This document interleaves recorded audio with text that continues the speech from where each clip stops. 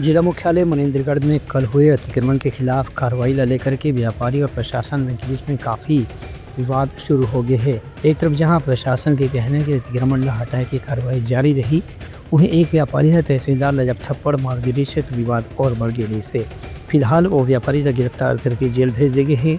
इस संबंध में तहसीलदार यजवेंद्र केवर्त के कहना है कि जो भी व्यक्ति शासकीय काम में बाधा डाली ओकर खिलाफ कानून के तहत कार्रवाई निश्चित रूप से करी जाही।